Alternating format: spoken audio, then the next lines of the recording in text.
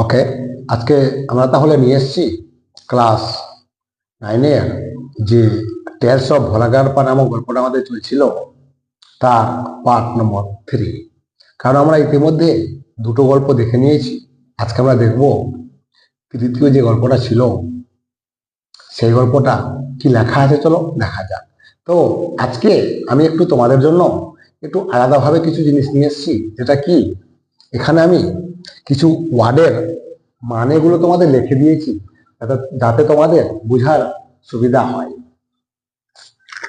তোমাদের পরবর্তী গল্পতে প্রথমেই বলছে ওয়ান ইভিনিং, ওয়ান বলতে এক, ইভিনিং সন্ধ্যায়, ওয়ান ইভিনিং এক সন্ধ্যায় Bhola grandpa was returning, content past continuous tense.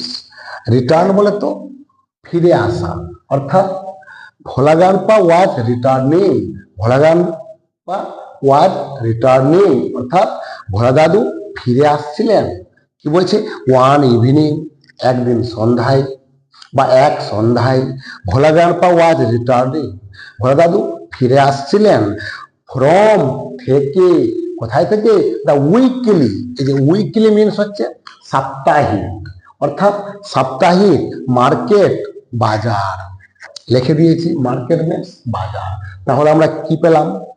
One evening এক সন্ধ্যায় ভোলা গ্র্যান্ডপা ভোলা দাদু ওয়াজ রিটার্নিং ফিরিতেছিলেন ফ্রম দ্য উইকলি মার্কেট অর্থাৎ সাপ্তাহিক বাজার থেকে। সাপ্তাহিক বাজার বলে তো আমরা আজকালের যুগে যেটা দেখতে পাই যে প্রতিদিনই বাজার লাগে, কিন্তু একটা সময় ছিল যে কিছু কিছু বাজার সাপ্তাহিক বাজার লাগতো। এখনো অনেক বাজার সাপ্তাহিক বাজার লাগে, যাকে আমরা হাট বলে জানি। ওই রকম কি বলছে তাহলে? ওয়ান ইভিনিং এক সন্ধ্যায় ভোলা গ্র্যান্ডপা ওয়াজ রিটার্নিং, ভোলা দাদু ফিরিতেছিলেন কোথায় থেকে? ফ্রম দি উইকলি মার্কেট অর্থাৎ সাপ্তাহিক বাজার থেকে। কি হয়েছে? সাডেনলি হঠাৎ করে, at a distance, distance means দূরত্ব, ডিস্টেন্স মিনস দূরত্ব। তো সাডেনলি হঠাৎ করে, অ্যাট এ ডিস্টেন্স কিছুটা দূরত্বে, কতটা দূরত্বে? অফ অ্যাবাউট প্রায়, অ্যাবাউট বলে তো প্রায় 5 ইয়ার্ড, 5 বলে তো আমরা সবাই জানি 5, আর ইয়ার্ড বলে তো গজ, ইয়ার্ড বলে তো গজ, 5 গজ। অফ অ্যাবাউট 5 ইয়ার্ডস প্রায় 5 গজ দূরত্বে।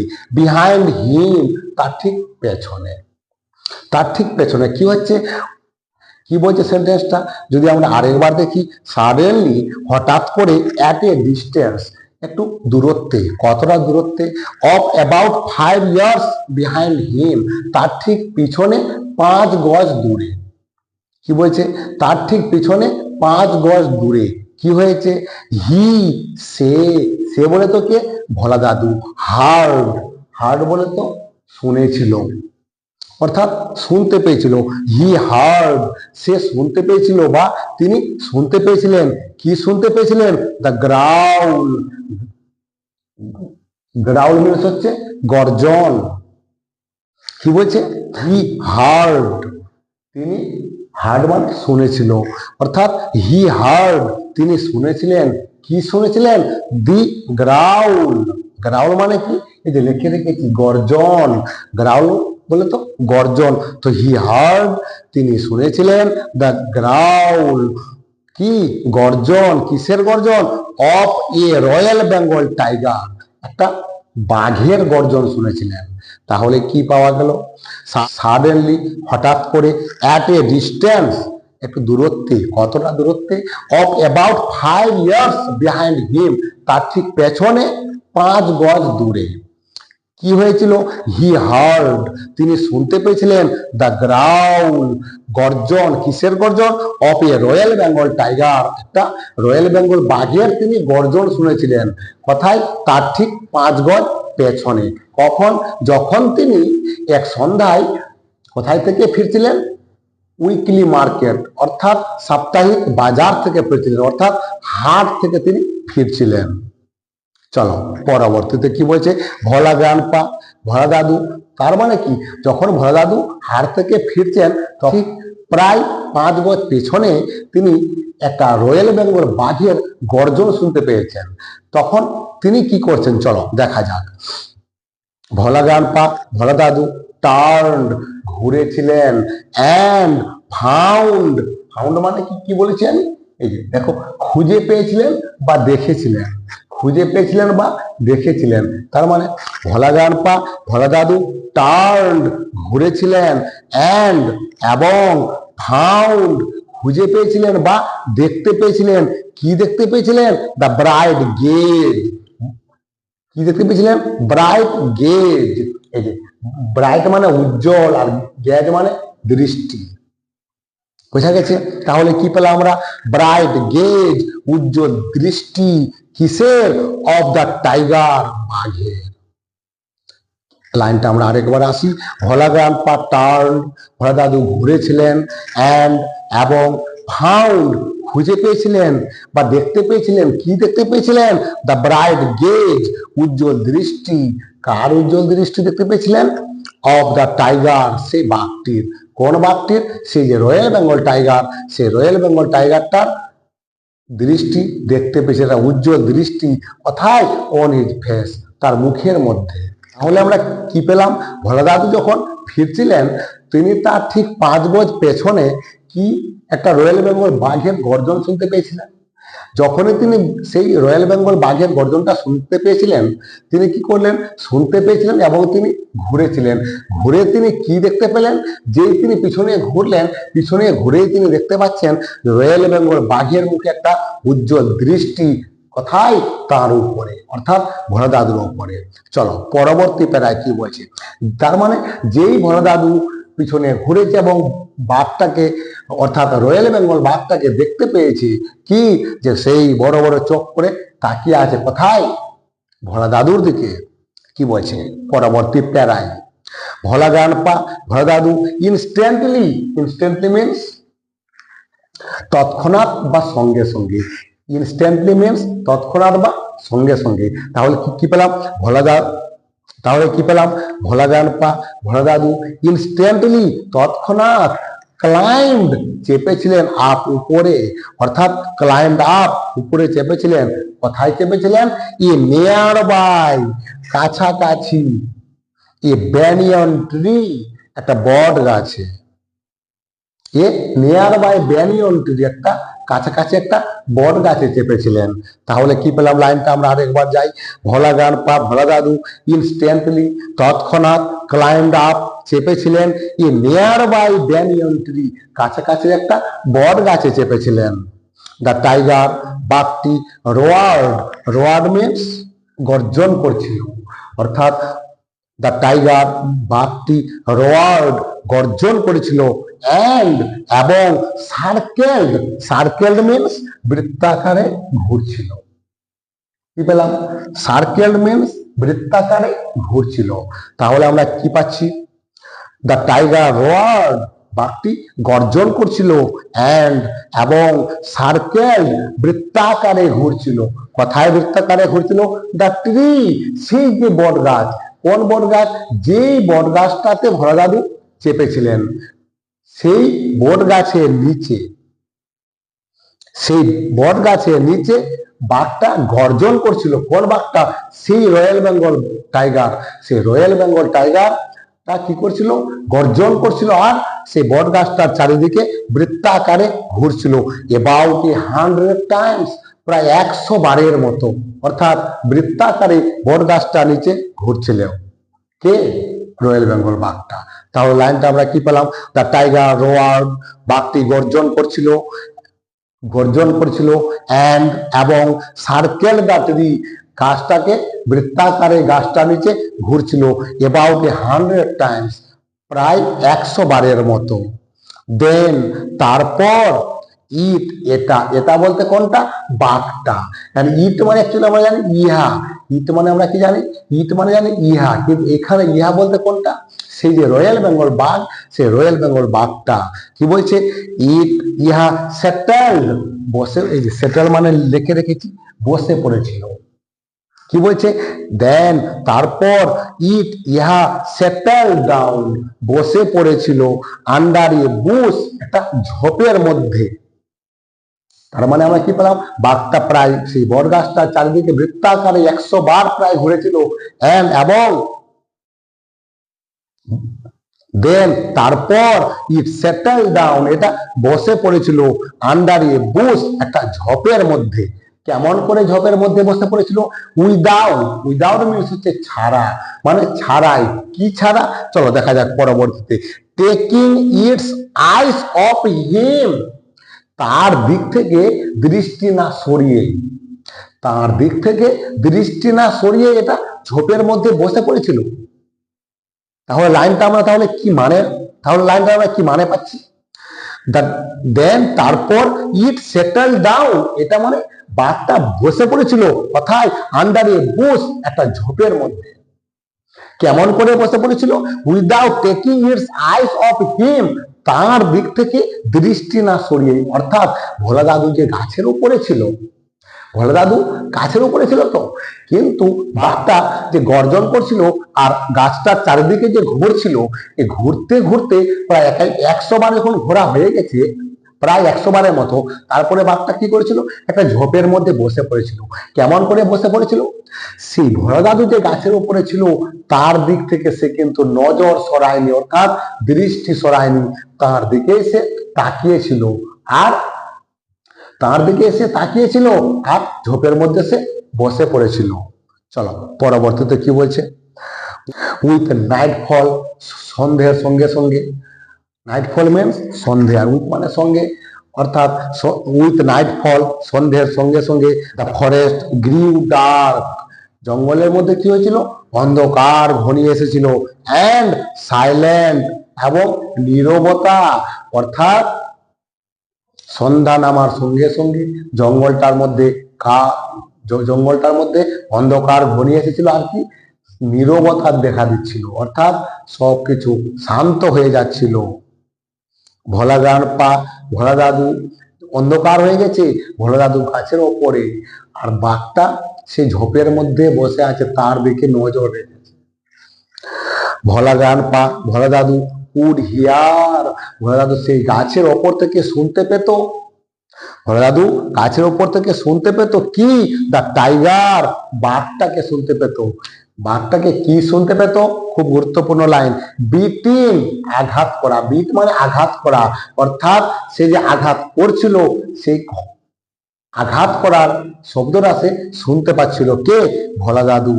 কিসের আঘাত? ইটস টেল, এটা লেজের। এটা বলে তো, সে যে বাঘটা ছিল, সে বাঘটার লেজের আওয়াজটা সে শুনতে পাচ্ছিল। কোন আওয়াজ? অন দ্য ড্রাই লিভস, সে শুকনো পাতায়। সেই বাঘটা তার যে লেজটা নিয়ে শুকনো পাতায় আঘাত করছিল, সে আঘাতের আওয়াজটা ভোলা দাদু গাছের ওপর থেকে শুনতে পাচ্ছিল। ওই জন্য বলছি ভোলা গ্র্যান্ডপা কুড হিয়ার, ভোলা দাদু শুনতে পাচ্ছিলেন কি? দা টাইগার, বাঘটাকে কি শুনতে পাচ্ছিলেন? বিটিং ইটস টেল, বাঘটাকে তার লেজটা নিয়ে আঘাত করছে, সে আঘাতের শব্দটা তিনি শুনতে পাচ্ছিলেন। কথায় আঘাত করছিলেন? অন দ্য ড্রাই লিভস, শুকনো পাতার ওপরে। অর্থাৎ ভোলা দাদু গাছের ওপর থেকে কি শুনতে পাচ্ছিলেন? এই যে বাঘটা ঝোপের মধ্যে বসেছিল, সে অন্ধকার ঘনিয়ে এসেছিল, নীরবতা দেখা দিয়েছিল, শান্তশিষ্ট পরিবেশ হয়েছিল। ঠিক সেই সময় ভোলা দাদু সে গাছের ওপর থেকে কি শুনতে পাচ্ছিল? যে বাঘটা তার লেজ শুকনো পাতায় মারছে, আঘাত করছে। সেই শুকনো পাতায় বাঘের লেজ মারার যে শব্দটা, সেই শব্দটা শুনতে পাচ্ছিল কে? ভোলা দাদু গাছের ওপর থেকে। আওয়ার্স পাস্ট, ঘন্টার পর ঘন্টা পেরিয়ে গিয়েছিল, অর্থাৎ ভোলা দাদু গাছের ওপরে আর বাঘটা হচ্ছে নিচে। এই বাঘ নিচে আছে আর ভোলা দাদু গাছের ওপরে আছে। এইভাবে প্রায় বেশ কয়েক ঘন্টা কেটে গিয়েছিল। Dawn broke with the cooing of ducks, dawn broke বলে তো ভোর হয়েছিল, with the cooing of ducks, ঘুঘু পাখির ডাকে, অর্থাৎ ঘুঘু পাখির ডাকে ভোর হয়েছিল। অর্থাৎ তার মানে ভোলা দাদু যে গাছের ওপরে আছে আর রয়্যাল বেঙ্গল বাঘটা যে নিচে ঝোপের মধ্যে বসেছিল, এভাবে বেশ কয়েক ঘন্টা অতিবাহিত হয়ে যাওয়ার পরেও, যখন বেশ কয়েক ঘন্টা অতিবাহিত হয়ে গেছে, তখন কি হচ্ছে, dawn broke with the cooing of duck, তার মানে ঘুঘু পাখির ডাকে ভোর হয়েছিল, তার মানে গোটা রাত্রি পার করে দিয়ে ভোর হয়ে গেছে। ভোলা গ্র্যান্ডপা কেম ডাউন, ভোলা দাদু নিচে নেমে এসেছিলেন। ভোলা গ্র্যান্ডপা কেম ডাউন, ভোলা দাদু নিচে নেমে এসেছিলেন। কোথায় থেকে নিচে নেমে এসেছিলেন? সেই যে বট গাছটার উপরে যে ভোলা দাদু চেপেছিলেন, সেই বট গাছের ওপর থেকে ভোলা দাদু নিচে নেমে এসেছিলেন। There was a group of men on a mount a little way, অল্প কিছুটা দূরে। কি বলছে? There was a group of men, সেখানে ছিল একদল মানুষ। যদিও এই লাইনটার মানে এভাবে হবে না, তোমাদের বোঝার সুবিধার্থে আমি এভাবে করছি। অ্যাকচুয়ালি এটা মানেটা অন্যভাবে হয়। এর একটা স্পেশাল গ্রামার আছে, টেন্সের মতোই, বাংলা টু ইংলিশ, সেটা আমি নিয়ে আসবো একটা ভিডিওর মাধ্যমে, তখন তোমরা ব্যাপারটা বুঝতে পারবে। ওকে, আপাতত আমরা এভাবেই মানে করি নিজের বোঝার সুবিধার্থে। আমি আগেই বলেছি কি, মানে আমরা নোটের মতো করে করব না, মানেটা আমরা কি করব, বুঝে করব, যাতে আমরা এই প্যাসেজটা থেকে বা এই গদ্যটা থেকে যে প্রশ্নগুলো থাকবে, সেই প্রশ্নগুলোর উত্তরগুলো যাতে আমরা খুব সহজ সরল ভাবে করতে পারি, তার জন্য আমরা মানেটা বুঝে বুঝে করব। শুধু মানে মুখস্থ করলে হবে না, মানেটা বুঝতে পারতে হবে। বোঝা গেছে? চলো, কি ছিল? দেয়ার ওয়াজ, সেখানে ছিল, এ গ্রুপ অফ ম্যান, অর্থাৎ একদল মানুষ। কোথায় ছিল? অন এ মাউন্ট, একটা ঢিবির উপরে, এ লিটিল ওয়ে, কিছুটা দূরে। তাহলে তিনি কি বলছেন? তাহলে এখানে আমরা কি পেলাম? There was a group of man on a mount a little way, একটা ঢিবির ওপরে কিছুটা দূরে একদল লোক ছিল। ভোলা গ্র্যান্ডপা, ভোলা দাদু, ক্লাইম্ব দ্য মাউন্ট, ভোলা দাদু সেই ঢিবির ওপরে উঠে গিয়েছিলেন। অর্থাৎ সেই ঢিবির ওপরে যে একদল লোককে তিনি দেখতে পেয়েছিলেন, সেই লোকগুলোর কাছে যাওয়ার জন্য তিনি কি করেছিলেন? সেই ঢিবিটার উপরে উঠেছিলেন। এবং requested the first man, request মানে অনুরোধ করা, অর্থাৎ তিনি রিকোয়েস্ট করেছিলেন কাকে? দ্য ফার্স্ট ম্যান, প্রথম ব্যক্তিটিকে। যে ঢিবির উপরে যে একদল লোক যে ছিল, সে একদল লোক যে ছিল, তাদের মধ্যে তিনি প্রথম যাকে দেখতে পেয়েছিলেন, তাকে তিনি রিকোয়েস্ট করেছিলেন। কি রিকোয়েস্ট করেছিলেন? রিকোয়েস্টেড দ্য ফার্স্ট ম্যান, প্রথম লোকটাকে তিনি অনুরোধ করছিলেন। প্রথম লোকটা বলতে সে ঢিবির উপরে যে লোকগুলো ছিল, তাদের মধ্যে কোন একজন লোকের কথা বলছে। কোন লোক? হি সো, যাকে তিনি দেখেছিলেন। অর্থাৎ ভোলা দাদু সেই ঢিবির উপরে যতজন লোকজন ছিল, তাদের মধ্যে প্রথম যে লোকটাকে দেখতে পেয়েছিলেন, তাকে তিনি রিকোয়েস্ট করেছিলেন, অর্থাৎ অনুরোধ করেছিলেন। কি অনুরোধ করেছিলেন? For some water to drink, কিছুটা জল পান করার জন্য।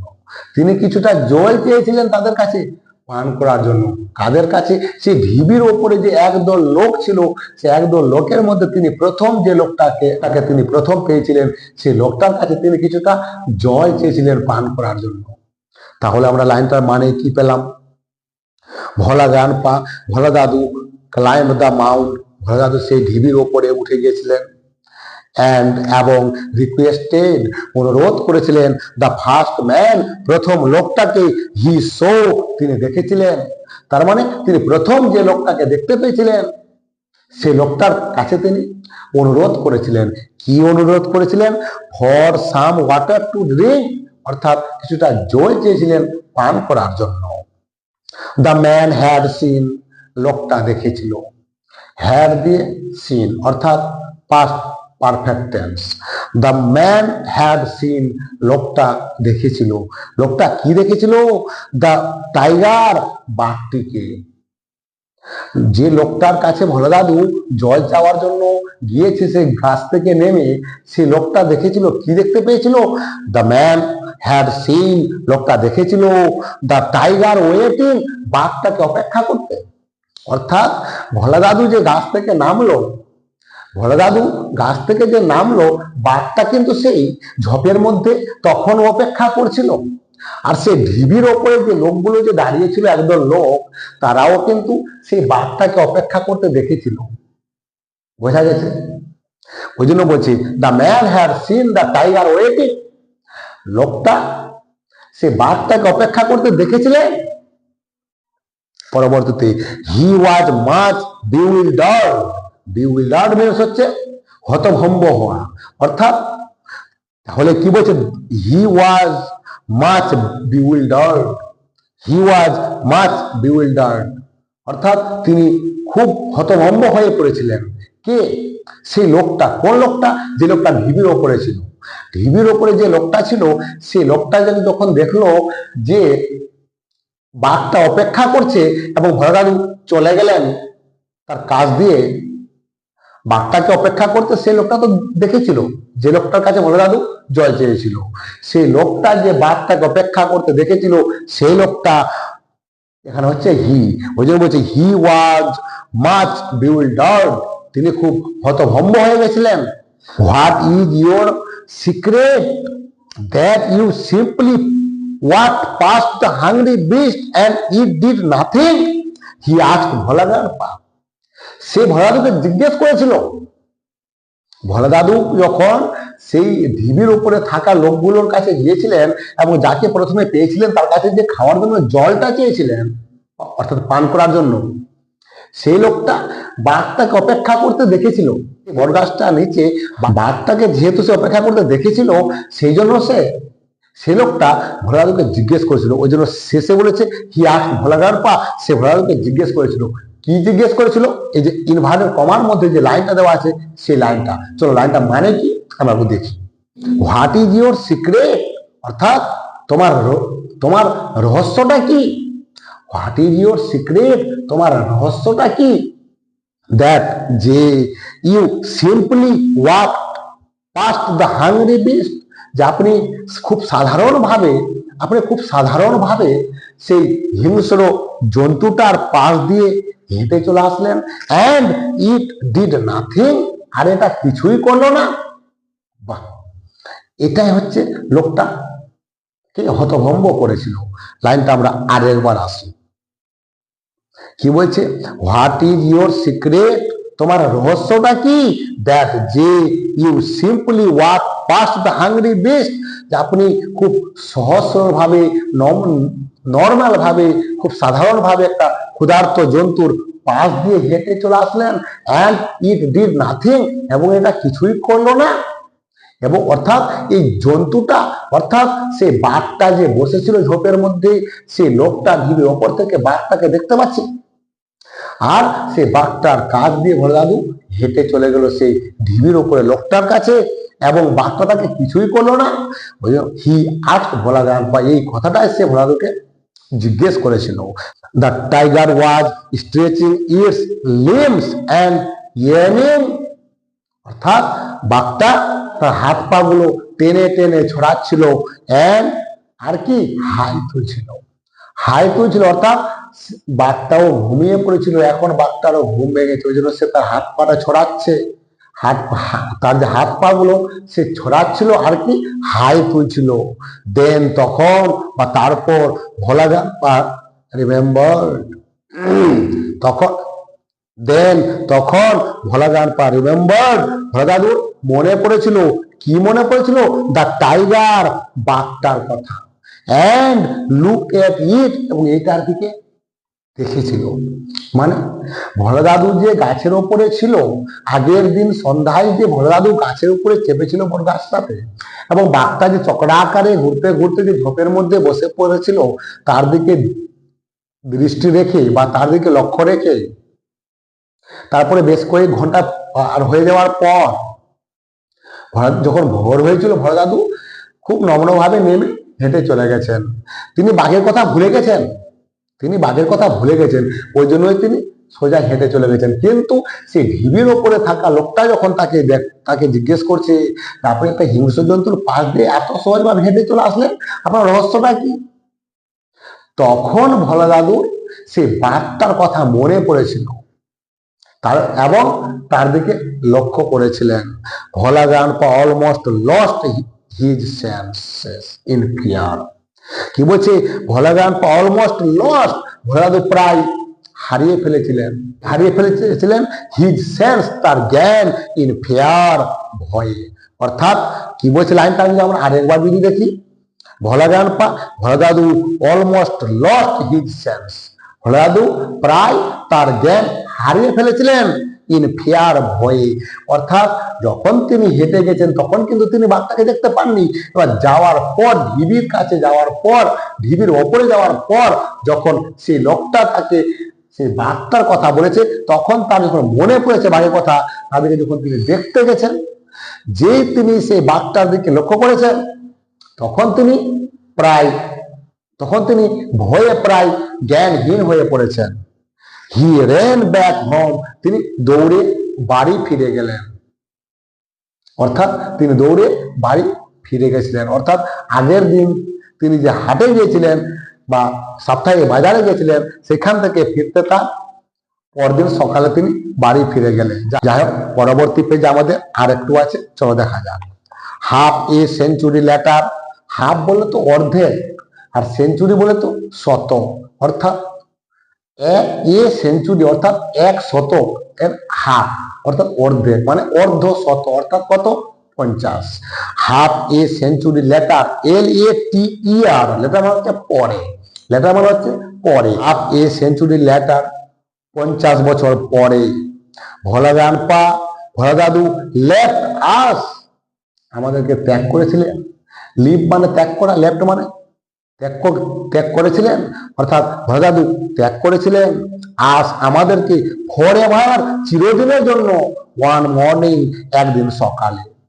কি বলছে, হাফ এ সেঞ্চুরি লেটার, 50 বছর পর, ভোলা গ্রান্ডপা লেফট আস, ভোলা দাদু আমাদেরকে ছেড়ে দিয়েছিলেন, ফরএভার, চিরদিনের জন্য। অর্থাৎ